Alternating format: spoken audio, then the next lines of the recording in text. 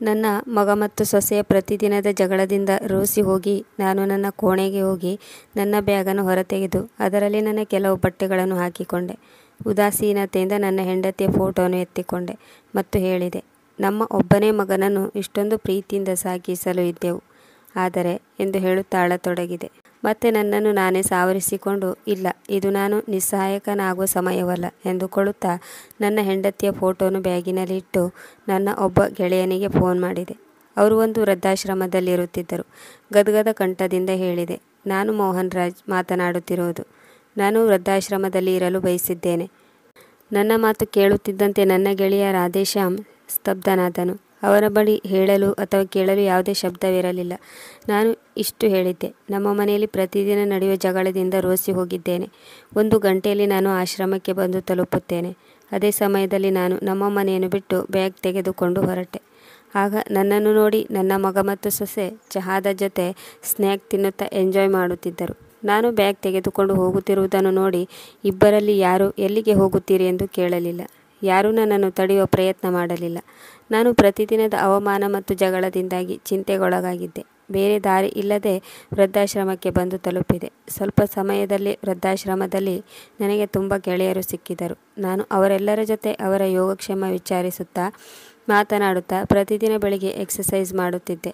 ಕ್ರಮೇಣ ನಾನು ಮನೆಗಿಂತ ಆಶ್ರಮವೇ ಒಳ್ಳೆಯದೆಂದು ಅಂದುಕೊಂಡೆ. ನಾನೀಗ ಮನೆಗಿಂತಲೂ ವೃದ್ಧಾಶ್ರಮದಲ್ಲೇ ನೆಮ್ಮದಿಯಿಂದ ಇದ್ದೆ. ನಾವೆಲ್ಲರೂ ಒಟ್ಟಿಗೆ ಕೂತು ಊಟ ಮಾಡುತ್ತಿದ್ದೆವು. ಆದರೆ ಮನೆಯಲ್ಲಿ ಪ್ರತಿದಿನ ನಡೆಯುತ್ತಿದ್ದ ಜಗಳದಿಂದ ನನ್ನ ಹೃದಯ ಚೂರು ಚೂರಾಗಿ ಹೋಗಿತ್ತು. ಯಾವಾಗಲೂ ನಾನು ನನ್ನ ಹೆಂಡತಿಯ ಫೋಟೋದ ಬಳಿ ಮಾತನಾಡುತ್ತಿದ್ದೆ. ನೀನಂತೂ ನನ್ನನ್ನು ಮೊದಲೇ ಬಿಟ್ಟು ಹೋದೆ. ಆದರೆ ನನ್ನ ಮುದ್ದಿನ ಮಗನೂ ಸಹ ನನಗೆ ಜೊತೆಯಾಗಲಿಲ್ಲ. ಅವನ ಉತ್ತಮ ಜೀವನಕ್ಕಾಗಿ ನಾನು ಬೆವರು ಹರಿಸಿದೆ. ಒಂದು ದಿನ ನಾನು ವೃದ್ಧಾಶ್ರಮದ ವರಾಂಡದಲ್ಲಿ ವಾಕ್ ಮಾಡುತ್ತಿದ್ದಾಗ ವೃದ್ಧಾಶ್ರಮದ ಗೇಟ್ನ ಹೊರಗೆ ಒಂದು ಕಾರ್ ಬಂದು ನಿಂತಿತ್ತು. ಆಶ್ರಮದ ಎಲ್ಲರೂ ಕಾರ್ ಕಡೆ ನೋಡತೊಡಗಿದರು ಮತ್ತು ಎಲ್ಲರೂ ಯೋಚಿಸಿದರು, ಇಂದು ಮತ್ತೆ ಯಾರೋ ದುರದೃಷ್ಟವಂತರು ಆಶ್ರಮಕ್ಕೆ ಬಂದರು. ಅವರು ಎಷ್ಟೊಂದು ಕಷ್ಟಪಟ್ಟು ತಮ್ಮ ಮಕ್ಕಳನ್ನು ಪಾಲನೆ ಪೋಷಣೆ ಮಾಡಿ ಓದಿಸಿ ದೊಡ್ಡವರನ್ನಾಗಿ ಮಾಡುತ್ತಾರೆ. ಅವರು ಇಂದು ಕಣ್ಣೀರು ಹಾಕುತ್ತಾ ಈ ವೃದ್ಧಾಶ್ರಮದ ಪ್ರಾಂಗಣಕ್ಕೆ ಪ್ರವೇಶ ಮಾಡಿದರು. ಕಾರಿನಿಂದ ಒಬ್ಬ ಯುವಕ ಕೆಳಗಿಳಿದನು. ಅದಾದ ಮೇಲೆ ಒಬ್ಬಳು ಹೆಂಗಸು, ಬಹುಶಃ ಅವಳು ಆ ಹುಡುಗನ ಅಮ್ಮನಾಗಿರಬೇಕು.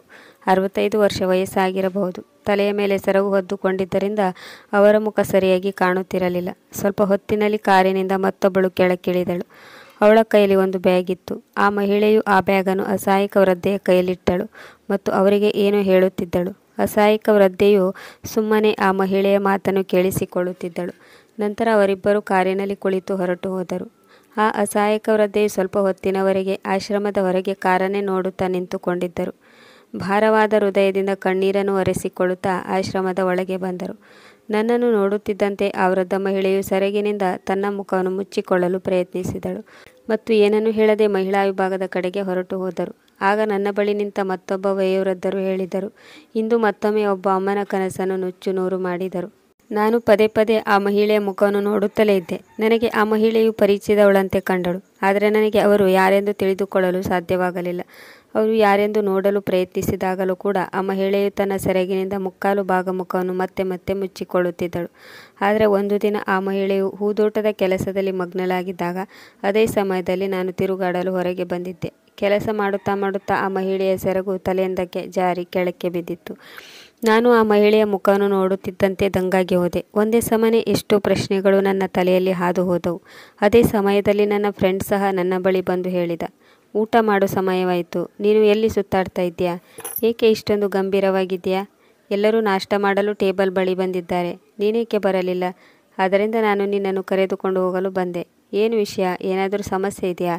ಇಲ್ಲ ಮಾರಾಯ, ಏನೂ ಇಲ್ಲ, ಸ್ವಲ್ಪ ವಾಕ್ ಮಾಡಿಕೊಂಡು ಹೋಗೋಣ ಎಂದು ಹೊರಗಡೆ ಬಂದಿದ್ದೆ ಅಷ್ಟೇ. ನಾನೀಗ ತಿಂಡಿ ಮಾಡಲು ಬರುವವನಿದ್ದೆ. ಊಟ ಮಾಡುವ ಕೋಣೆಯಲ್ಲಿ ಕುಳಿತುಕೊಂಡಾಗ ಪದೇ ಪದೇ ನನ್ನ ಕಣ್ಣುಗಳು ಜಾನಕಿ ದೇವಿಯರನ್ನೇ ಹುಡುಕುತ್ತಿದ್ದವು. ನಾನು ಅವರಿಗೆ ನಿಮಗೆ ಇಲ್ಲಿಗೆ ಬರುವಂಥ ಪರಿಸ್ಥಿತಿ ಹೇಗೆ ಬಂತು ಎಂದು ಜಾನಕಿಯವರಲ್ಲಿ ಕೇಳಬೇಕೆಂದು ಅನಿಸಿತು. ಅವರದು ತುಂಬು ಕುಟುಂಬವಾಗಿತ್ತು ಮತ್ತು ಅವರು ಯಾವಾಗಲೂ ಹೇಳುತ್ತಿದ್ದರು, ನಾನು ಮಗ ಮತ್ತು ಸೊಸೆಯ ಜೊತೆ ತುಂಬ ಖುಷಿಯಾಗಿದ್ದೇನೆ. ಮತ್ತು ಇಂದು ಅಂತ ಯಾವ ಘಟನೆ ನಡೆಯಿತು? ಆಗ ನಾನು ಅಲ್ಲಿರುವ ಒಬ್ಬ ವ್ಯಕ್ತಿ ಹತ್ತಿರ ಕೇಳಿದೆ, 2 ದಿನಗಳ ಹಿಂದೆ ಒಬ್ಬರು ಮಹಿಳಾ ವೃದ್ಧರು ಆಶ್ರಮಕ್ಕೆ ಬಂದಿದ್ದರಲ್ಲವೇ? ಅವರು ಇಂದು ಊಟ ಮಾಡಲು ಬಂದಿಲ್ಲ ಎಂದಾಗ ಆ ವ್ಯಕ್ತಿ ಹೇಳಿದ, ಆ ಅಮ್ಮ ತುಂಬ ನೋವಿನಲ್ಲಿದ್ದಾರೆ, ಆದ್ದರಿಂದ ಅವರು ತಮಗೆ ಊಟ ಬೇಡವೆಂದು ಹೇಳಿದರು. ಅವರ ಮಗ ಸೊಸೆ ಮಾಡಿರೋ ಕೆಲಸಕ್ಕೆ ಚಿಂತೆಗೊಳಗಾಗದೇ ಇರುತ್ತಾರೆಯೇ? ಈ ರೀತಿ ಯಾರೂ ತಮ್ಮ ಶತ್ರುಗಳಿಗೂ ಮಾಡುವುದಿಲ್ಲ. ಅವರು ಪದೇ ಪದೇ ತಮ್ಮ ಮನೆಯವರನ್ನು ನೆನಪು ಮಾಡಿಕೊಳ್ಳುತ್ತಾ ತಮ್ಮ ಕೋಣೆಯಲ್ಲಿ ಕುಳಿತಿರುತ್ತಾರೆ. ತಮ್ಮ ಕೋಣೆಯಲ್ಲಿ ಕುಳಿತು ಅಳುತ್ತಿದ್ದರು. ಆದ್ದರಿಂದಲೇ ಅವರ ಲಕ್ಷ್ಯವನ್ನು ಬೇರೆ ಕಡೆ ಸೆಳೆಯಲು ಅವರಿಗೆ ಹೂದೋಟದ ಕೆಲಸವನ್ನು ನೀಡಿದ್ದಾರೆ. ಇದನ್ನು ಕೇಳಿ ನಾನು ತುಂಬ ಚಿಂತೆಗೊಳಗಾದೆ. ಅಷ್ಟಕ್ಕೂ ಅವರ ಮನೆಯಲ್ಲಿ ಏನು ನಡೆಯಿತು ಎಂದು ತಿಳಿದುಕೊಳ್ಳಬೇಕು ಅಂದುಕೊಂಡೆ. ನಾನು ಸ್ವಲ್ಪ ಹೊತ್ತಿನಲ್ಲಿ ಮಹಿಳಾ ವಿಭಾಗಕ್ಕೆ ಜಾನಕಿ ದೇವಿಯವರ ಬಳಿ ಹೋದೆ. ನಾನು ಅವರ ಬಳಿ ಬಂದಿದ್ದನ್ನು ನೋಡಿ ಜಾನಕಿ ದೇವಿಯವರು ದಂಗಾಗಿ ಹೋದರು. ಆಗ ನಾನು ಹೇಳಿದೆ, ನನಗೆ ಗೊತ್ತು ನೀವು ನನ್ನನ್ನು ಗುರುತಿಸಿದ್ದೀರಿ. ಆದರೆ ಇಲ್ಲಿಗೆ ಹೇಗೆ ಬಂದ್ರಿ? ಅದು ಕೂಡ ಇಂಥ ಪರಿಸ್ಥಿತಿಯಲ್ಲಿ ನೀವು? ನಾನು ಏನಾಯಿತು ಎಂದು ತಿಳಿದುಕೊಳ್ಳಬಹುದೇ? ಜಾನಕಿ ದೇವಿಯವರು ಏನನ್ನೂ ಹೇಳಲಿಲ್ಲ. ಆದರೆ ಅವರ ಕಣ್ಣುಗಳು ಕಣ್ಣೀರಿನಿಂದ ತುಂಬಿ ಹೋದವು. ಅವರನ್ನು ನೋಡಿ ನನಗೆ ತುಂಬ ಬೇಸರವಾಯಿತು. ಒಮ್ಮೆ ನನ್ನ ಮನಸ್ಸು ಹೇಳಿತು, ಈ ಜಗತ್ತಿಗೆ ಜೋರು ಜೋರಾಗಿ ಕೂಗಿ ಕೇಳಬೇಕು. ಏಕೆ ಈ ವೃದ್ಧಾಪ್ಯದಲ್ಲಿ ಅಪ್ಪ ಅಮ್ಮಂದಿರನ್ನು ಹಳೆಯ ಸಾಮಾನುಗಳಂತೆ ಹೊರಎಸೆಯಲಾಗುತ್ತದೆ? ವೃದ್ಧರಿಗೆ ಆತ್ಮಸಾಕ್ಷಿ ಇರುವುದಿಲ್ಲವೇ ಎಂದು ನನ್ನದೇ ವಿಚಾರದಲ್ಲಿ ಮುಳುಗಿ ಆಶ್ರಮದ ಪ್ರಾಂಗಣದಲ್ಲಿ ಸುತ್ತಾಡುತ್ತಿದ್ದೆ. ಅಚಾನಕ್ಕಾಗಿ ಎಡವಿ ಬೀಳುವುದರಲ್ಲಿದ್ದೆ. ಒಂದು ಗಿಡವನ್ನು ಹಿಡಿದುಕೊಂಡು ನನ್ನನ್ನು ನಾನು ಸಂಭಾಳಿಸಿಕೊಂಡೆ. ಆಗ ಹತ್ತಿರದಲ್ಲಿ ಹೋಗುತ್ತಿದ್ದ ಆಶ್ರಮದ ಕೆಲಸಗಾರರೊಬ್ಬರು ಹೇಳಿದರು, ಅಂಕಲ್, ನೀವು ಹುಷಾರಾಗಿದ್ದೀರಿ ತಾನೇ? ಎಲ್ಲೂ ಗಾಯವಾಗಿಲ್ಲ ತಾನೇ? ನಿಮ್ಮ ಕಾಲನ್ನು ತೋರಿಸಿ. ಒಂದು ವೇಳೆ ಗಾಯವಾದರೆ ಈಗಲೇ ಪಟ್ಟಿ ಹಚ್ಚುತ್ತೇನೆ ಎಂದರು. ಆಗ ನಾನು, ಇಲ್ಲ, ಜಾಸ್ತಿ ದೊಡ್ಡ ಗಾಯವೇನೂ ಆಗಿಲ್ಲ, ಸ್ವಲ್ಪದರಲ್ಲೇ ತಪ್ಪಿಸಿಕೊಂಡೆ ಎಂದು ಹೇಳುತ್ತಾ ಅಲ್ಲಿಂದ ಒಂದು ಬೆಂಚ್ ಮೇಲೆ ಹೋಗಿ ಕುಳಿತೆ ಮತ್ತು ಕೆಲವು ತಿಂಗಳುಗಳ ಹಿಂದೆ ನಡೆದ ಒಂದು ಘಟನೆಯನ್ನು ನೆನಪು ಮಾಡಿಕೊಂಡೆ. ಒಮ್ಮೆ ನಾನು ಬಾತ್ರೂಮಿನಲ್ಲಿ ಕಾಲು ಜಾರಿ ಬಿದ್ದಿದ್ದೆ. ನನ್ನ ಕಾಲಿಗೆ ದೊಡ್ಡ ಗಾಯವಾಗಿತ್ತು. ನನ್ನ ಸೊಸೆ ನನ್ನ ಗಾಯವನ್ನು ನೋಡಿಯೂ ಸಹ ನೋಡದವಳಂತೆ ತನ್ನ ಕೆಲಸದಲ್ಲಿ ಮಗ್ನಳಾಗಿದ್ದಳು. ನನ್ನ ಮಗ ರೋಹನ್ ಚೀರಾಡುತ್ತಾ ಹೇಳಿದನು, ಹುಷಾರಿಗೆ ಕೆಲಸ ಮಾಡೋಕ್ಕಾಗಲ್ವಾ? ನೀವು ಇಷ್ಟೊಂದು ಗಡಿಬಿಡಿ ಮಾಡಿಕೊಳ್ಳುತ್ತೀರಿ ಏಕೆ? ನನಗೊಂದು ಅರ್ಥವಾಗುತ್ತಿಲ್ಲ. ಯಾವ ಕೆಲಸವನ್ನು ಸರಿಯಾಗಿ ಮಾಡಲು ಬರಲ್ಲ. ಯಾವಾಗ ನೋಡಿದರೂ ಗಾಯ ಮಾಡಿಕೊಂಡು ಕುಳಿತಿರ್ತೀರ. ಮತ್ತೆ ನಮಗೂ ಕೆಲಸನೂ ಹೆಚ್ಚು ಮಾಡ್ತೀರಿ. ಒಂದು ವೇಳೆ ಕೆಲಸ ಮಾಡಲು ಬರುವುದಿಲ್ಲವೆಂದರೆ ಕೆಲಸ ಮಾಡದೆ ಆರಾಮಾಗಿ ನಿಮ್ಮ ಕೋಣೆಯಲ್ಲಿ ಕುಳಿತುಕೊಳ್ಳಿ. ಇಡೀ ದಿನ ಅಲ್ಲಿ ಇಲ್ಲಿ ಸುತ್ತಾಡುತ್ತಿರುತ್ತೀರಾ? ಆದರೆ ಅವನಿಂದ ಇಷ್ಟು ಮಾಡಲು ಸಾಧ್ಯವಾಗಲಿಲ್ಲ. ಗಾಯಗೊಂಡ ನನ್ನನ್ನು ವಿಚಾರಿಸಬೇಕೋ ಅಥವಾ ಆದ ಗಾಯಕ್ಕೆ ಪಟ್ಟಿ ಹಚ್ಚಬೇಕೋ ಎಂಬುದು ಅವನಿಗೆ ಹೊಳೆಯಲಿಲ್ಲ. ಒಂದು ದಿನ ನನ್ನ ಚಸ್ಮಾ ಮುರಿದು ಹೋಯಿತು. ಆಗ ನಾನು ಮಗನಿಗೆ ಹೇಳಿದೆ, ಮಗನೇ, ನನ್ನ ಚಸ್ಮಾ ಮುರಿದು ಹೋಗಿದೆ, ಸರಿ ಮಾಡಿಸಿಕೊಂಡು ತರ್ತೀಯಾ? ನನಗೆ ಏನೂ ಸರಿಯಾಗಿ ಕಾಣಿಸುತ್ತಿಲ್ಲ. ಈ ಮಾತು ಕೇಳುತ್ತಿದ್ದಂತೆ ಸೊಸೆ ಮಧ್ಯದಲ್ಲಿ ಬಂದು ಜೋರಾಗಿ ಕಿರುಚಾಡಿದಳು. ಏನು ಕೆಲಸ ಮಾಡದೆ ಕುಳಿತು ಸುಮ್ಮನೆ ನಮ್ಮ ಖರ್ಚನ್ನು ಹೆಚ್ಚು ಮಾಡುತ್ತೀರಾ ಮತ್ತು ಯಾವ ಕೆಲಸ ಕಾರ್ಯಗಳನ್ನು ಸಹ ಮಾಡುತ್ತಿಲ್ಲ. ಮಕ್ಕಳಂತೆ ಎಲ್ಲವನ್ನು ಹಾಳು ಮಾಡುತ್ತಿದ್ದೀರಾ ಎಂದಿದ್ದಳು. ಇದೇ ರೀತಿ ಎಷ್ಟೋ ಬಾರಿ ನಡೆದಿತ್ತು. ಪ್ರತಿ ಬಾರಿಯೂ ನಾನು ನನ್ನ ಮಗ ಸೊಸೆಯಿಂದ ಅವಮಾನಗೊಂಡಿದ್ದೆ. ಕಳೆದ ನೆನಪುಗಳನ್ನು ಮೆಲುಕು ಹಾಕುತ್ತಾ ಅದೇ ಗುಂಗಿನಲ್ಲಿ ಕಳೆದು ಹೋಗಿದ್ದೆ. ಆಗ ಮುಂದಿನಿಂದ ನನ್ನ ಮಿತ್ರ ರಾಧೇಶ್ಯಾಮ್ ಬರುತ್ತಿರುವುದನ್ನು ನೋಡಿದೆ. ರಾಧೇಶ್ಯಾಮ್ ಮುಖದ ಮೇಲೆ ಮಂದಹಾಸವಿತ್ತು. ಅವನನ್ನು ನೋಡಿ ನಾನು ಹೇಳಿದೆ, ಏನು ವಿಷಯ ರಾಧೇಶ್ಯಾಮ್, ನೀನಂತೂ ತುಂಬ ಖುಷಿಯಾಗಿದ್ದೀಯಾ? ಆಗ ನನ್ನ ಮಿತ್ರ ಹೇಳಿದ, ಇಂದು ನನ್ನ ಮಗನ ಹುಟ್ಟಿದ ಹಬ್ಬ. ಇಂದು ಅವನ ಫೋನ್ ಬಂದಿತ್ತು. ಅವನು ನನ್ನನ್ನು ಭೇಟಿಯಾಗಲು ಬರುತ್ತಿದ್ದಾನೆ. ಅದರಿಂದ ನಾನು ತುಂಬ ಖುಷಿಯಾಗಿದ್ದೇನೆ. ತುಂಬ ದಿನಗಳಾದ ಮೇಲೆ ಅವನ ಮುಖವನ್ನು ನೋಡುತ್ತಿದ್ದೇನೆ. ರಾಧೇಶ್ಯಾಮ್ ಅವರ ಮಾತನ್ನು ಕೇಳಿ ನಾನು ಸ್ವಲ್ಪ ಚಿಂತೆಗೊಳಗಾದೆ. ಮತ್ತೆ ಹೇಳಿದೆ, ಯಾವ ಮಗ ನಿನ್ನನ್ನು ಈ ಪರಿಸ್ಥಿತಿಗೆ ತಂದೊಡ್ಡಿದ್ದಾನೋ ಮತ್ತು ವೃದ್ಧಾಶ್ರಮದಲ್ಲಿ ಬಿಟ್ಟು ಹೋದನೋ, ಇಡೀ ವರ್ಷದಲ್ಲಿ ಒಂದು ದಿನದ ಮಟ್ಟಿಗೆ ಅವನು ನಿನ್ನನ್ನು ಭೇಟಿಯಾಗಲು ಬರುತ್ತಿದ್ದಾನೆ. ಅಂಥ ಮಗನಿಗಾಗಿ ನೀನು ಖುಷಿ ಪಡುತ್ತಿದ್ದೀಯಾ? ಆಗ ರಾಧೇಶ್ಯಾಮ್ ಹೇಳಿದ, ನಾನು ಏಕೆ ಖುಷಿಯಾಗಿದ್ದೇನೆಂದರೆ ನನಗೆ ಎಲ್ಲಕ್ಕಿಂತ ಇದೇ ದೊಡ್ಡ ಖುಷಿಯ ಸಮಾಚಾರ. ಆದರೆ ನಾನು ಸಿಟ್ಟು ಮಾಡಿಕೊಂಡು ಅವನ ಮಾತುಗಳನ್ನು ಕೇಳದೆ ನನ್ನ ಕೋಣೆಯಲ್ಲಿ ಹೋಗಿ ಕುಳಿತುಕೊಂಡೆ ಮತ್ತು ಯೋಚಿಸತೊಡಗಿದೆ. ಈ ನಮ್ಮ ದುರಾದೃಷ್ಟ ನಾನು ಮತ್ತು ಜಾನಕಿ ದೇವಿಗೆ ಅಷ್ಟೇ ಅಲ್ಲ, ಎಲ್ಲ ಅಸಹಾಯಕ ವೃದ್ಧರದ್ದು. ಒಂದೊಂದು ಕಥೆ ಇದೆ. ಎಲ್ಲರೂ ವೃದ್ಧಾಶ್ರಮಕ್ಕೆ ಬಂದು ಉಳಿಯುವುದರ ಹಿಂದೆ ಅವಶ್ಯವಾಗಿ ಬೇರೆ ಬೇರೆ ಕಾರಣವಿರುತ್ತೆ. ಯಾವುದೇ ಕಾರಣವಿಲ್ಲದೆ ಯಾರೂ ಸ್ವತಃ ತಾವೇ ವೃದ್ಧಾಶ್ರಮಕ್ಕೆ ಬರುವುದಿಲ್ಲ. ನನ್ನಂಥವರಿಗೆ ಎಲ್ಲಿಯವರೆಗೆ ತಮ್ಮ ಸ್ವಾಭಿಮಾನಕ್ಕೆ ಧಕ್ಕೆ ಬರುವುದಿಲ್ಲವೋ ಅಲ್ಲಿಯವರೆಗೆ ಯಾರಿಗೂ ವೃದ್ಧಾಶ್ರಮಕ್ಕೆ ಬರುವ ಅವಶ್ಯಕತೆ ಇರುವುದಿಲ್ಲ. ಆದರೆ ನೋಡಿ, ಎಲ್ಲ ವೃದ್ಧರು ತಮ್ಮ ಹಳೆಯ ನೆನಪುಗಳನ್ನು ಮರೆತು, ತಮಗಾದ ಕೆಟ್ಟ ಅನುಭವಗಳನ್ನು ಮರೆತು ತಮ್ಮ ಉಳಿದ ಜೀವನವನ್ನು ಅಸಹಾಯಕರಾಗಿ ವೃದ್ಧಾಶ್ರಮದಲ್ಲಿ ಕಳೆಯುತ್ತಾರೆ. ಕೆಲವು ಜನರು ಸಮಯಕ್ಕೆ ತಕ್ಕಂತೆ ತಮ್ಮನ್ನು ತಾವು ಬದಲಾವಣೆ ಮಾಡಿಕೊಂಡು ಖುಷಿಯಿಂದ ಇರಲು ಪ್ರಯತ್ನಿಸುತ್ತಾರೆ. ಆದರೆ ಕೆಲವರು ನನ್ನಂತೆ ಇದ್ದಾರೆ. ಅವರು ಯಾವಾಗಲೂ ತಮ್ಮ ಮಗ, ಸೊಸೆ, ಮೊಮ್ಮಕ್ಕಳನ್ನು ನೆನಪು ಮಾಡಿಕೊಂಡು ಕಣ್ಣೀರನ್ನು ಸುರಿಸುತ್ತಿರುತ್ತಾರೆ. ಪದೇ ಪದೇ ತಮ್ಮ ಮನೆ ಪರಿವಾರವನ್ನು ನೆನಪು ಮಾಡಿಕೊಳ್ಳುತ್ತಿರುತ್ತಾರೆ. ಮನಸ್ಸಿನಲ್ಲಿ ಮನೆಗೆ ಹೋಗಲು ಹಾತೊರೆಯುತ್ತಿರುತ್ತಾರೆ. ಆದರೆ ಅದೇ ಮನೆಯಲ್ಲಿ ಇರುವ ಅವರ ಮಗ ಸೊಸೆ ಕೊಟ್ಟ ನೋವುಗಳು ಸಾಕಷ್ಟಿರುತ್ತವೆ. ನನಗೆ ಕವನ ಬರೆಯುವ ಹವ್ಯಾಸವಿತ್ತು. ಆದ್ದರಿಂದ ನಾನು ನನ್ನ ಮನಸ್ಸಿನ ನೆಮ್ಮದಿಗಾಗಿ ಸ್ವಲ್ಪ ಸಮಯ ಬರೆಯಲು ಕುಳಿತುಕೊಳ್ಳುತ್ತಿದ್ದೆ. ಒಂದು ದಿನ ಒಂದು ಕಾಗದದ ಮೇಲೆ ನನ್ನ ವಿಚಾರಗಳನ್ನು ಕವನದ ರೂಪದಲ್ಲಿ ಬರೆಯುತ್ತಿದ್ದೆ.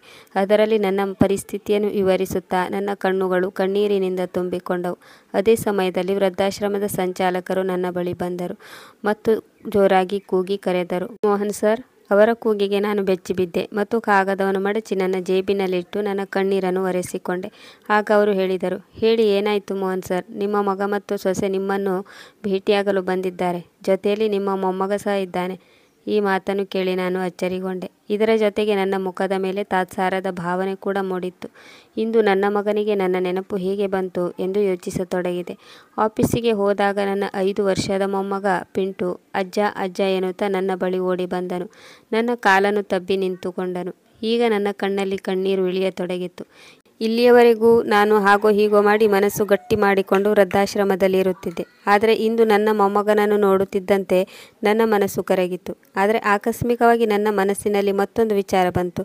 ಈ ಸಮಯದಲ್ಲಿ ನಾನು ಗಟ್ಟಿಯಾಗಿ ನನ್ನ ನಿರ್ಧಾರಕ್ಕೆ ಅಂಟಿಕೊಂಡಿರಬೇಕು ಎಂದು ಅಂದುಕೊಳ್ಳುತ್ತಾ ಸಿಟ್ಟಿನಿಂದ ನನ್ನ ಮಗನ ಕಡೆಗೆ ನೋಡುತ್ತಾ ಹೇಳಿದೆ, ನೀನೇಕೆ ಬಂದೆ? ಇಲ್ಲಿಂದ ಹೊರಟು ಹೋಗು.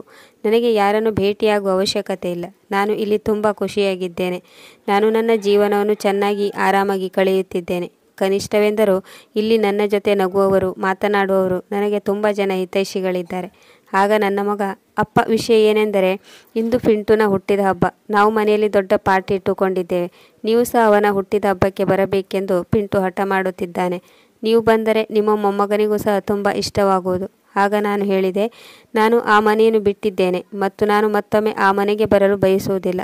ಆಗ ನನ್ನ ಮಗ ಹೇಳಿದ, ಅಪ್ಪಾಜಿ ನೀವು ಮನೆಗೆ ಬನ್ನಿ, ಅಲ್ಲಿ ನಿಮ್ಮ ಫ್ರೆಂಡ್ಸ್ ಸಹ ಪಾರ್ಟಿಗೆ ಬರುತ್ತಿದ್ದಾರೆ. ನಾನು ಅವರನ್ನು ಸಹ ಪಾರ್ಟಿಗೆ ಕರೆದಿದ್ದೇನೆ. ಅಕ್ಕಪಕ್ಕದವರು, ಸಂಬಂಧಿಕರು ಎಲ್ಲರೂ ಬರುತ್ತಿದ್ದಾರೆ. ಅವರು ನಿಮ್ಮ ಬಗ್ಗೆ ಕೇಳಿದರೆ ನಾನೇನು ಉತ್ತರ ಕೊಡಲಿ?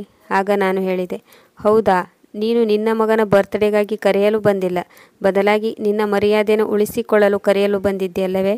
ಎಲ್ಲ ಸಂಬಂಧಿಕರು ಬಂದು ಕೇಳುತ್ತಾರಲ್ಲ, ನಿನ್ನ ಅಪ್ಪಾಜಿ ಎಲ್ಲಿದ್ದಾರೆ? ಆಗ ನೀನು ಏನು ಉತ್ತರ ಕೊಡುವೆ? ಆದ್ದರಿಂದಲೇ ನೀನು ಕರೆಯಲು ಬಂದಿದ್ದೀಯಲ್ಲ. ಈಗಲೇ ನೀನು ಇಲ್ಲಿಂದ ಹೊರಟು ಹೋಗು. ನಾನು ಎಲ್ಲಿಗೂ ಬರುವುದಿಲ್ಲ. ನೀವು ಎಷ್ಟೊಂದು ಸ್ವಾರ್ಥಿಗಳು. ನಿಮ್ಮ ಸ್ವಾರ್ಥಕ್ಕಾಗಿ ನನ್ನನ್ನು ಕರೆಯಲು ಬಂದಿದ್ದೀರಾ.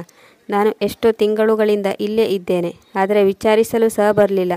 ನಾನು ಸತ್ತಿದ್ದೇನೋ ಬದುಕಿದ್ದೇನೋ ಎಂದು ತಿಳಿದುಕೊಳ್ಳಲು ಸಹ ಬರಲಿಲ್ಲ. ಫೋನ್ ಮಾಡಿಯಾದರೂ ನನ್ನ ಆರೋಗ್ಯವನ್ನು ವಿಚಾರಿಸಬಹುದಿತ್ತು. ಮನೆಯನ್ನು ಬಿಟ್ಟು ವೃದ್ಧಾಶ್ರಮಕ್ಕೆ ಏಕೆ ಬಂದಿರಿ ಎಂದು ಸಹ ಕೇಳಲಿಲ್ಲ. ಇಂದು ಅವಶ್ಯಕತೆ ಬಿದ್ದಾಗ ಕೈ ಮುಗಿದು ನನ್ನನ್ನು ಕರೆದುಕೊಂಡು ಹೋಗಲು ಬಂದಿದ್ದೀರಿ. ಇಲ್ಲ, ಇಂದಿನಿಂದ ಇದೇ ನನ್ನ ಮನೆ. ನಾನು ಎಲ್ಲಿಗೂ ಬರುವುದಿಲ್ಲ ಎಂದು ಹೇಳುತ್ತಾ ನಾನು ನನ್ನ ಕೋಣೆಯ ಕಡೆಗೆ ಹೊರಟೆ. ಆಗ ತಕ್ಷಣ ಮಗ ಮತ್ತು ಸೊಸೆ ಇಬ್ಬರು ಒಂದು ಪ್ಲ್ಯಾನ್ ಮಾಡಿದರು. ಅಪ್ಪ ಹಾಗೆ ಸುಮ್ಮನೆ ಒಪ್ಪಿಕೊಳ್ಳುವುದಿಲ್ಲ, ಏನಾದರೂ ಮಾಡಲೇಬೇಕು. ಆನಂತರವೇ ನಾವು ಇವರನ್ನು ಮನೆಗೆ ಕರೆದುಕೊಂಡು ಹೋಗಬಹುದು. ಆಗಲೇ ನಾವು ಸಂಬಂಧಿಕರ ಬೈಗುಳದಿಂದ ತಪ್ಪಿಸಿಕೊಳ್ಳಬಹುದು. ಆದ್ದರಿಂದ ಅವರು ಅಳುವ ಮುಖ ಮಾಡಿಕೊಂಡು ನನ್ನ ಬಳಿ ಬಂದು ಕೈ ಜೋಡಿಸುತ್ತಾ ಹೇಳಿದರು, ಅಪ್ಪಾಜಿ ನಮ್ಮನ್ನು ಕ್ಷಮಿಸಿಬಿಡಿ. ನಿಮ್ಮ ಮೊಮ್ಮಗನ ಹುಟ್ಟಿದ ಹಬ್ಬವಿದೆ. ನಿಮ್ಮ ಮೊಮ್ಮಗನ ಹುಟ್ಟಿದ ಹಬ್ಬದ ಖುಷಿಯಲ್ಲಿ ನಿಮಗೆ ಪಾಲ್ಗೊಳ್ಳಲು ಮನಸ್ಸಾಗುತ್ತಿಲ್ಲವೇ ಎಂದಾಗ ನನ್ನ ಮನಸ್ಸು ಕರಗಿತು. ಆಗ ಪಿಂಟು ಹೇಳಿದ, ಬಾ ಅಜ್ಜ, ನಾವಿಬ್ಬರು ಮಸ್ತಿ ಮಾಡೋಣ. ನನ್ನ ಮೊಮ್ಮಗನ ಮಾತು ಕೇಳಿ ನನ್ನನ್ನು ನಾನೇ ಕಂಟ್ರೋಲ್ ಮಾಡಿಕೊಳ್ಳಲಾಗಲಿಲ್ಲ. ಆದರೆ ಮಗ ಮತ್ತು ಸೊಸೆಗೋಸ್ಕರ ಮನೆಗೆ ಹೋಗಲು ನಾನು ತಯಾರಿರಲಿಲ್ಲ.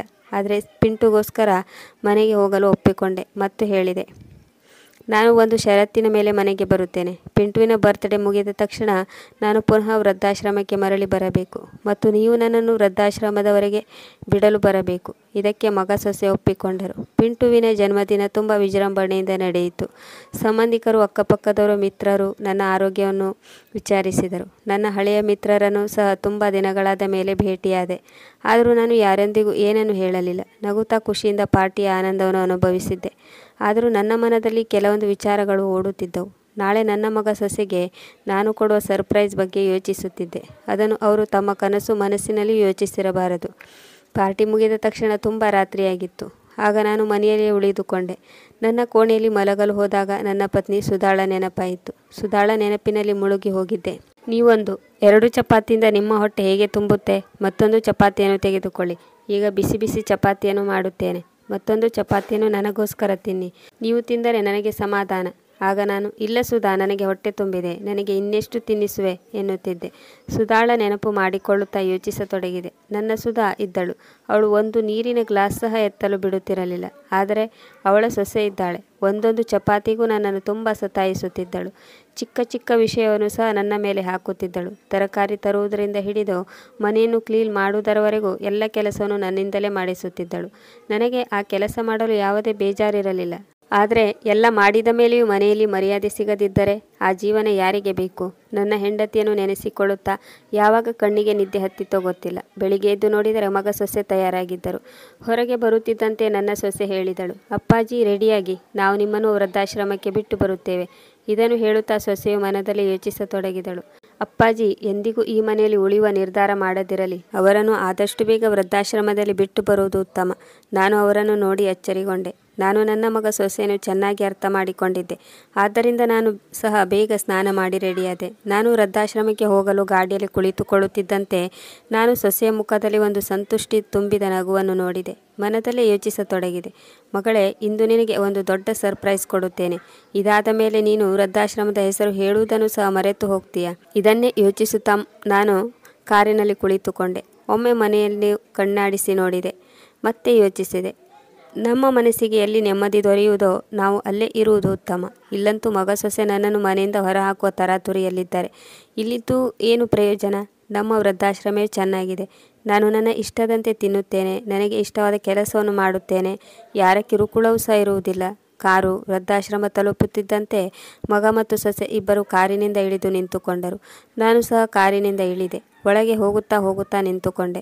ಮತ್ತೆ ಹಿಂದೆ ತಿರುಗಿ ಮಗ ಸೊಸೆಗೆ ಕೂಗಿ ಹೇಳಿದೆ. ಅವರಿಬ್ಬರು ತಮ್ಮ ಕಾರಿನಲ್ಲಿ ಕುಳಿತುಕೊಳ್ಳುವವರಿದ್ದರು. ನಾನು ಕರೆಯುವುದನ್ನು ಕೇಳಿ ಅಲ್ಲೇ ನಿಂತರು. ಅಲ್ಲೇ ನಿಲ್ಲಿ, ನಾನು ನಿಮ್ಮನ್ನು ಯಾರಿಗೋ ಭೇಟಿ ಮಾಡಿಸಬೇಕಾಗಿದೆ. ನಿಮಗೆ ಒಬ್ಬರನ್ನು ಭೇಟಿ ಮಾಡಿಸುತ್ತೇನೆ ಎಂದಾಗ ನನ್ನ ಮಗ ಸೊಸೆ ನನ್ನ ಹಿಂದೆ ಹಿಂದೆ ನಡೆದು ಬಂದರು. ವೃದ್ಧಾಶ್ರಮದ ಪ್ರಾಂಗಣವನ್ನು ತಲುಪಿದ ನಂತರ ಅಲ್ಲಿ ಕೆಲಸ ಮಾಡುತ್ತಿರುವ ಒಬ್ಬ ವ್ಯಕ್ತಿಗೆ ಜಾನಕಿಯವರನ್ನು ಕರೆಯಲು ಹೇಳಿದೆ. ಜಾನಕಿಯವರು ಹೊರಬರುತ್ತಲೇ ನನ್ನ ಮಗ ಅವರನ್ನು ನೋಡಿ ದಂಗಾಗಿ ಹೋದ. ಮತ್ತು ಸೊಸೆ ರೇಖಾಳಿಗಂತೂ ಜೀವ ಹೋಗಿ ಮರಳಿ ಬಂದಂತಾಗಿತ್ತು. ಅವಳು ಓಡುತ್ತಾ ಹೋಗಿ ಜಾನಕಿಯನ್ನು ತಬ್ಬಿಕೊಂಡಳು ಮತ್ತು ಬಿಕ್ಕಿ ಬಿಕ್ಕಿ ಅಳತೊಡಗಿದಳು ಮತ್ತು ಹೇಳಿದಳು, ಅಮ್ಮ, ನೀವಿಲ್ಲಿ ಏನು ಮಾಡ್ತಾ ಇದ್ದೀರಾ? ನೀವು ಇಲ್ಲಿಗೆ ಯಾವಾಗ ಬಂದ್ರಿ? ನೀವು ನಮಗೆ ಹೇಳಲೇ ಇಲ್ಲ. ಆದರೆ ಜಾನಕಿಯವರು ಅವಳ ಮಾತುಗಳಿಗೆ ಯಾವುದೇ ಉತ್ತರವನ್ನು ನೀಡಲಿಲ್ಲ. ಮತ್ತೆ ರೇಖಾ ಹೇಳಿದಳು, ಚೆನ್ನಾಗಿದ್ದೀರಿ ಎಂದು ನಾನು ಅಂದುಕೊಂಡಿದ್ದೆ. ನಿನ್ನೆ ನಾನು ಅತ್ತಿಗೆಗೆ ಕಾಲ್ ಮಾಡಿದ್ದೆ. ಅವರು ಸಹ ನೀವು ವೃದ್ಧಾಶ್ರಮದಲ್ಲಿ ಇದ್ದೀರಿ ಎಂದು ಹೇಳಲಿಲ್ಲ. ನಾನು ನಿನ್ನ ಬಗ್ಗೆ ಅತ್ತಿಗೆಯಲ್ಲಿ ಬಹಳ ದಿನಗಳಿಂದ ಕೇಳುತ್ತಿದ್ದೆ. ಅಮ್ಮ ಎಲ್ಲಿದ್ದಾಳೆ? ನಾನು ಅಮ್ಮನೊಂದಿಗೆ ಮಾತನಾಡಬೇಕು. ಅಮ್ಮನಿಗೆ ಫೋನ್ ಕೊಡು ಎಂದು ಅತ್ತಿಗೆಗೆ ಹೇಳಿದಾಗ ಅವಳು ಹೇಳಿದಳು, ನೀವು ತೀರ್ಥಯಾತ್ರೆಗೆ ಹೋಗಿದ್ದೀರೆಂದು. ಅದರಿಂದ ನಿಮ್ಮೊಂದಿಗೆ ಮಾತನಾಡಲು ಸಾಧ್ಯವಿಲ್ಲವೆಂದು ಹೇಳಿದಳು. ನಾನು ಸಹ ನೀವು ತೀರ್ಥಯಾತ್ರೆಗೆ ಹೋಗಿದ್ದೀರಿ ಎಂದು ನಂಬಿದ್ದೆ. ಆ ಕೆಟ್ಟ ಹೆಂಗಸು ನಿಮ್ಮನ್ನು ವೃದ್ಧಾಶ್ರಮದಲ್ಲಿ ಬಿಟ್ಟಿದ್ದಾಳೆಂದು ನನಗೇನು ಗೊತ್ತಿತ್ತು? ತನ್ನ ಮಗಳ ಮಾತು ಕೇಳಿ ಜಾನಕಿಯವರು ಬಿಕ್ಕಿ ಬಿಕ್ಕಿ ಅಳತೊಡಗಿದರು.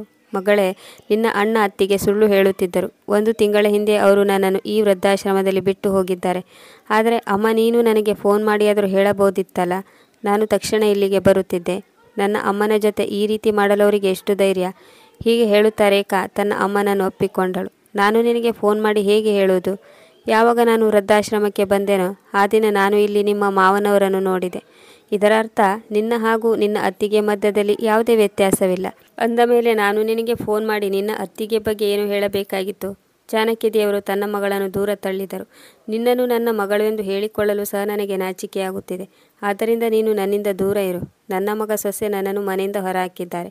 ನನ್ನ ಮಗಳು ಸಹ ತನ್ನ ಮಾವನನ್ನು ಮನೆಯಿಂದ ಹೊರ ಹಾಕಿದ್ದಾಳೆ ಎಂದ ಮೇಲೆ ನನ್ನ ಇಬ್ಬರು ಮಕ್ಕಳು ಕೆಟ್ಟವರೇ ಆದರು. ಈಗ ನನಗೆ ನಿನ್ನನ್ನು ಮಗಳೆಂದು ಕರೆಯಲು ಸಹ ನಾಚಿಕೆಯಾಗುತ್ತಿದೆ. ಒಬ್ಬ ತನ್ನ ತಾಯಿಯನ್ನು ಮನೆಯಿಂದ ಹೊರಹಾಕಿದ್ದ, ಮತ್ತೊಬ್ಬಳು ತನ್ನ ಮಾವನನ್ನು ಮನೆಯಿಂದ ಹೊರಹಾಕಿದಳು. ತನ್ನ ಅಮ್ಮನ ಮಾತು ಕೇಳಿದ ರೇಖಾ ನಾಚಿಕೆಯಿಂದ ತಲೆ ತಗ್ಗಿಸಿದಳು. ಅಮ್ಮ, ನನ್ನನ್ನು ಕ್ಷಮಿಸಿಬಿಡಿ. ನನಗೆ ತುಂಬ ಬೇಜಾರಾಗುತ್ತಿದೆ. ನನ್ನಿಂದ ದೊಡ್ಡ ತಪ್ಪಾಯಿತು. ನಾನು ನನ್ನ ಮಾವನಿಗೆ ಏನು ಮಾಡಿದೆನೋ ಅದು ನನ್ನ ಅಮ್ಮನ ವಿಷಯದಲ್ಲೂ ನಡೆಯಬಹುದು ಎಂದು ನಾನು ಯೋಚಿಸಿರಲಿಲ್ಲ. ಆಗ ಜಾನಕಿ ದೇವರು ಹೇಳಿದರು, ಮಗಳೇ, ಹೇಗಿದ್ದರೂ ನೀನು ಮಾಡಿರೋ ತಪ್ಪು ಕ್ಷಮೆಗೆ ಅರ್ಹವಲ್ಲ. ಆದರೂ ನೀನು ಕ್ಷಮೆ ಕೇಳಬೇಕೆಂದು ಅಂದುಕೊಂಡರೆ ಮೊದಲು ನಿನ್ನ ಮಾವನಲ್ಲಿ ಹೋಗಿ ಕ್ಷಮೆ ಕೇಳು. ತಾನು ಮಾಡಿದ ಕೆಲಸದಿಂದ ನಾಚಿಕೆ ಪಟ್ಟುಕೊಂಡು ರೇಖಾ ಮೊದಲು ನನ್ನ ಬಳಿ ಓಡಿದಳು. ನನ್ನ ಕಾಲಿಗೆ ಬಿದ್ದಳು. ಅಪ್ಪಾಜಿ, ನನ್ನನ್ನು ಕ್ಷಮಿಸಿಬಿಡಿ. ಆನಂತರ ರೋಹನ್ ಸಹ ಕ್ಷಮೆ ಕೇಳುತ್ತಾ ಹೇಳಿದ, ಅಪ್ಪಾಜಿ, ನೀವಿಬ್ಬರು ಮನೆಗೆ ನಡೆಯಿರಿ. ನಮಗೆ ನಿಮ್ಮಿಬ್ಬರ ಸೇವೆ ಮಾಡುವ ಅವಕಾಶ ನೀಡಿರಿ. ಆದರೆ ನಾವಿಬ್ಬರು ಮನೆಗೆ ಬರಲು ನಿರಾಕರಿಸಿದೆವು. ಮತ್ತೆ ಹೇಳಿದೆವು, ನಾವೀಗ ನಮ್ಮ ಮಗ, ಸೊಸೆ ಮತ್ತು ಮಗಳ ಜೊತೆ ಇರಲು ಇಷ್ಟಪಡುವುದಿಲ್ಲ. ನಾವು ವೃದ್ಧಾಶ್ರಮದಲ್ಲಿ ಸಂತೋಷವಾಗಿದ್ದೇವೆ. ಆದರೂ ಇಬ್ಬರು ತುಂಬ ಒತ್ತಾಯ ಮಾಡುತ್ತಿದ್ದರು. ಆದರೆ ನಮ್ಮಿಬ್ಬರದು ಒಂದೇ ಉತ್ತರವಿತ್ತು. ಒಮ್ಮೆ ನಾವು ಅನುಭವಿಸಿದ್ದೇವೆ. ಈಗ ನಮ್ಮ ಶರೀರದಲ್ಲಿ ಅಷ್ಟೊಂದು ತ್ರಾಣವಿಲ್ಲ. ಪದೇ ಪದೇ ಮಕ್ಕಳ ವಂಚನೆಗೆ ಒಳಗಾಗಿ ಅದನ್ನು ಅನುಭವಿಸುವ ತಾಕತ್ತು ನಮ್ಮಲ್ಲಿಲ್ಲ. ಇಷ್ಟು ಹೇಳಿ ನಾವು ನಮ್ಮ ಕೋಣೆಗೆ ಹೊರಟು ಹೋದೆವು. ವಿಧಿಯಿಲ್ಲದೆ ರೇಖಾ ಮತ್ತು ರೋಹನ್ ಮನೆಗೆ ಮರಳಿದರು. ಮನೆಗೆ ಬಂದು ಅವರು ನನ್ನ ಕೋಣೆಯಲ್ಲಿ ಒಂದು ಪತ್ರವನ್ನು ನೋಡಿದರು. ಬಹುಶಃ ಅದು ನನ್ನ ಜೇಬಿನಿಂದ ಬಿದ್ದು ಹೋಗಿತ್ತು. ರೋಹನ್ ಆ ಪತ್ರವನ್ನು ಬಿಡಿಸಿ ನೋಡಿದಾಗ ಅದರಲ್ಲಿ ನಾನು ಬರೆದ ಕವಿತೆ ಇತ್ತು. ಯಾರಾದರೂ ನೋಡಿದ್ದೀರೇನು? ಸಾವಿಗಿಂತ ಮೊದಲೇ ಸಾವು ಬರುತ್ತದೆಂದು. ಹೌದು, ನಾನಿಂದು ನೋಡಿದ್ದೇನೆ. ಸಾವಿಗೂ ಮೊದಲು ಸಹ ಸಾವು ಬರುತ್ತದೆ. ಯಾವಾಗ ಜೀವನ ತನ್ನ ಕೊನೆಯ ಪುಟಕ್ಕೆ ಬಂದು ಸೇರುತ್ತದೆಯೋ ಆಗ ಶರೀರವೂ ಸಹ ಕೆಲಸ ಮಾಡುವುದಿಲ್ಲ. ಕೇವಲ ಉಸಿರಾಟ ಮಾತ್ರ ಬಂದು ಹೋಗುತ್ತದೆ. ಹೌದು, ನಾನು ನೋಡಿದ್ದೇನೆ. ಸಾವಿಗೂ ಮೊದಲು ಕೂಡ ಸಾವು ಬರುತ್ತದೆ. ನಾನು ಬರೆದ ಕವಿತೆಯನ್ನು ಓದುತ್ತಾ ರೋಹನ್ನಿಗೆ ತನ್ನ ಎದೆಗೆ ಯಾರೋ ಗುರಿಯಿಟ್ಟು ಬಾಣ ಬಿಟ್ಟಂತಾಯಿತು. ಮತ್ತೊಂದು ಕಡೆ ರೇಖಾ ತನ್ನ ಅಮ್ಮನ ಪರಿಸ್ಥಿತಿಯನ್ನು ನೆನೆದು ಆ ಪರಿಸ್ಥಿತಿಯಿಂದ ಇನ್ನೂ ಹೊರಬಂದಿರಲಿಲ್ಲ. ಆದರೆ ಇಂದು ಅವರಿಬ್ಬರ ಬಳಿ ಪಶ್ಚಾತ್ತಾಪ ಪಡುವುದನ್ನು ಬಿಟ್ಟರೆ ಬೇರೆ ಯಾವುದೇ ದಾರಿ ಇರಲಿಲ್ಲ. ಯಾರೋ ಸರಿಯಾಗಿ ಹೇಳಿದ್ದಾರೆ, ತಂದೆ ತಾಯಿಗಳೇ ಸಂತಾನದ ಅಸ್ತಿತ್ವವಾಗಿರುತ್ತಾರೆ ಮತ್ತು ಅದೇ ಸಂತಾನದಿಂದ ತಂದೆ ತಾಯಿಗಳು ವೃದ್ಧಾಶ್ರಮದಲ್ಲಿರುತ್ತಾರೆ. ಪ್ರಿಯ ವೀಕ್ಷಕರೇ, ಈ ಕತೆ ನಿಮಗೆ ಇಷ್ಟವಾಗಿದ್ದಲ್ಲಿ ಇದಕ್ಕೊಂದು ಲೈಕ್ ಕೊಡಿ, ಕಮೆಂಟ್ ಮಾಡಿ ಮತ್ತು ಶೇರ್ ಮಾಡಿ. ಸಬ್ಸ್ಕ್ರೈಬ್ ಮಾಡಲು ಮರೆಯದಿರಿ. ಮುಂದಿನ ಕಥೆಯೊಂದಿಗೆ ಮತ್ತೆ ಭೇಟಿಯಾಗೋಣ. ಕತೆ ಕೇಳಿದ್ದಕ್ಕೆ ಧನ್ಯವಾದಗಳು.